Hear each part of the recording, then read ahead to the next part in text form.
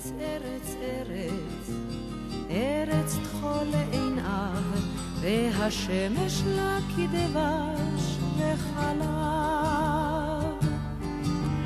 ארץ בה נולדנו, ארץ בה נחיה, ונשב בה יהיה מה שיהיה.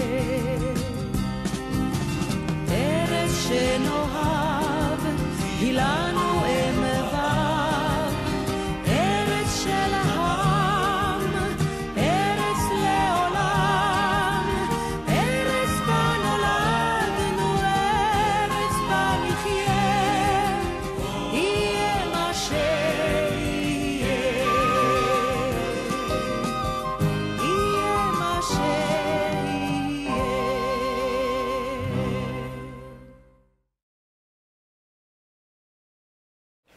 AACI Remembers is a project of AACI, which honors the memory of individuals from English-speaking countries or members of AACI who have died as victims of terror or in service to Israel.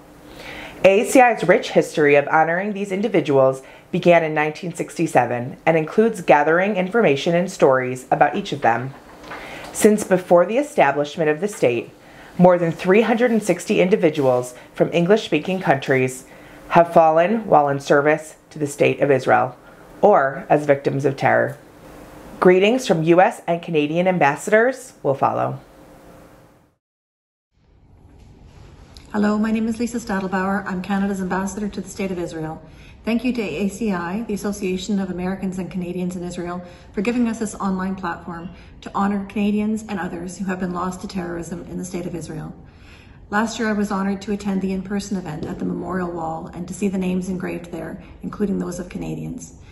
This year, sadly, we're adding one name to that wall, that of young Arya Shupak, who at the age of 15 was killed while waiting for a bus in Jerusalem.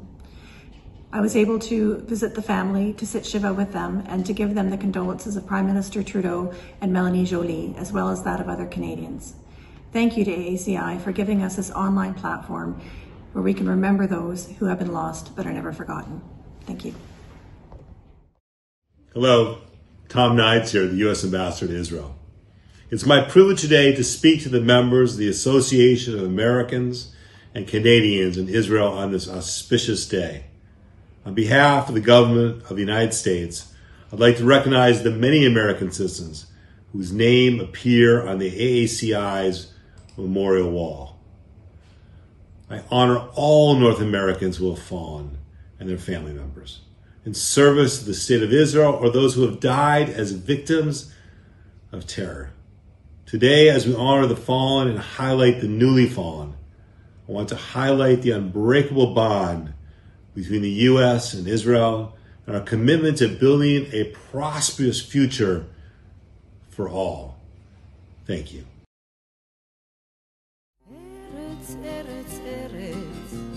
ארץ תחול עיניו, והשמש לה כדבש וחלב. Tragically, in the past few months, many Israelis have fallen in service or were killed in acts of terror, among them individuals from Anglo backgrounds. Tonight, we will hear a few words about them. When I was asked to talk here today, I didn't know where to start. You see, my older brother Elon was such an amazing person. He had so many good qualities that I've strived to emulate throughout my entire life. He embodied many powerful ideas, but I want to focus on one that I think is especially relevant in the world today. Elon spent his whole life looking to connect with people. He loved to spend hours learning about other people's ways of lives, absorbing everything he could from their unique experiences. He could start up a conversation with somebody he had just met, and within minutes you would hear them discussing why they believe what they believe and the various implications that derive from this. He could make everyone feel not only heard, but understood. This quality made Elon a champion of community, and he spread joy and connection everywhere he went. I hope everyone can truly take to heart what it means to be open-minded, and, inspired by Elon's memory, use it as a means to strengthen and mend the relationships in our lives. In times like these, the people around us are all we have. If we can learn from what Elon stood for, it will give his death meaning. If I have to think of a word that describes all of them, it would be dynamic.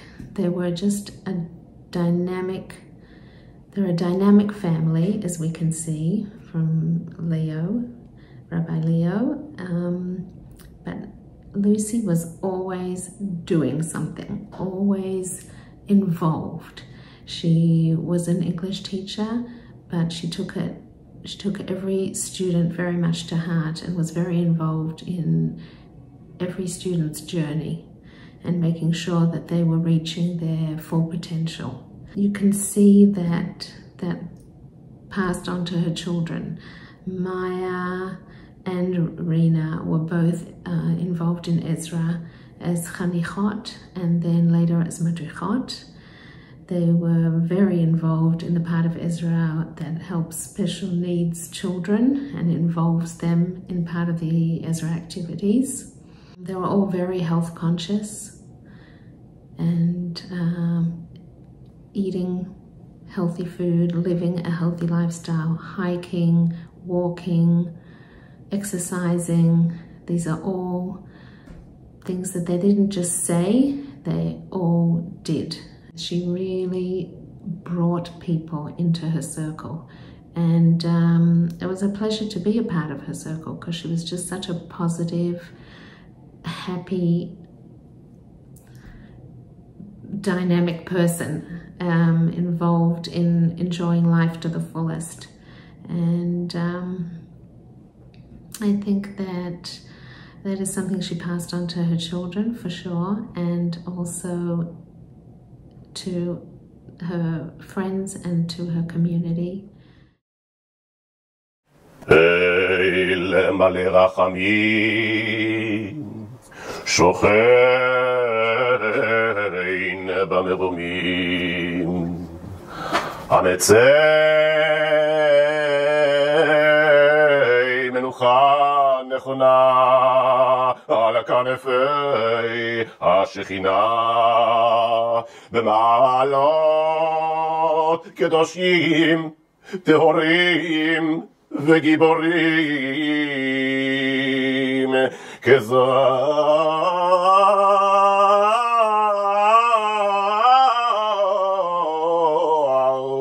כזוהר הרקיע מאירים ומזהירים לנשמות חללי מערכות ישראל שנפלו במלחמת ישראל, בפעולות הגנת תגמול וביטחון, בעת מילוי תפקידם ובעת שירותם, ושיחרפו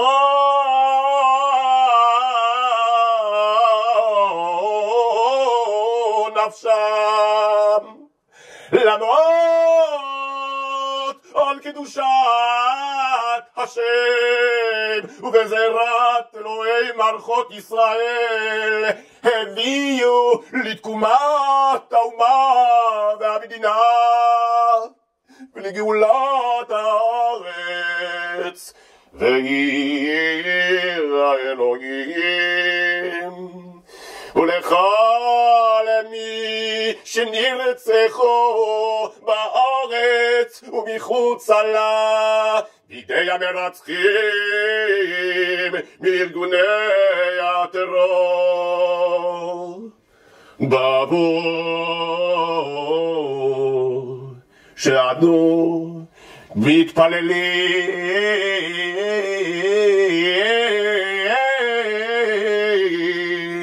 לעילוי נשמותיהם בגן עדן, בגן עדן תהיה מנוחתם. לכן בעל הרחמים יסתירם בסתר כנפיו לעולמים, ויצרר בטרור החיים את נשמותיהם, אדוני הוא נחלתם, וינוחו בשלום למשכבותם, ויעמדו לגורלם לקיץ הימין, ונאמר אמן.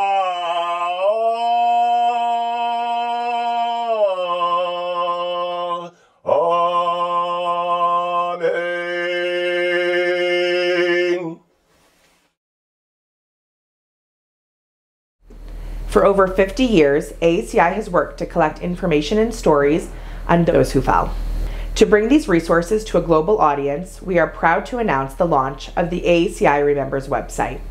This will greatly expand the opportunity for people around the world to learn about and remember those who fell.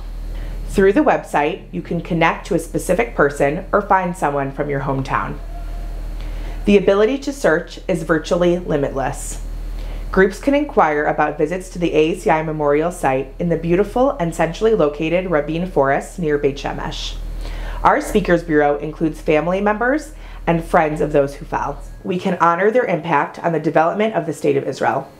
In honor of Yom Yerushalayim, we are highlighting brothers Amram and Yochanan ben Chorin, who both fell on the first day of the war, June 6, 1967. Brooklynites Yehuda and Tikva Freeman made Aliyah in 1939 and were among the founders of Kibbutz Kfar Menachem. Their sons, Amram and Yocheved ben Chorin, both fell on the same day, on June 6, 1967.